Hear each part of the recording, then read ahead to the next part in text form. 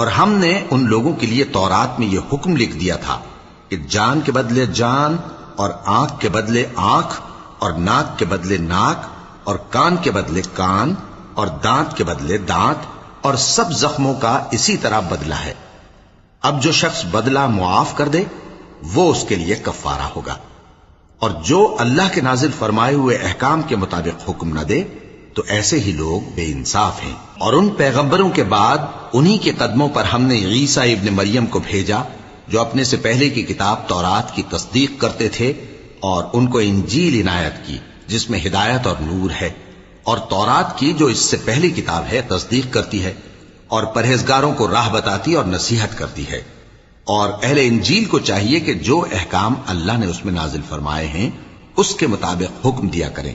اور جو اللہ کے نازل کیے ہوئے احکام کے مطابق حکم نہ دے گا تو ایسے لوگ نافرمان ہیں۔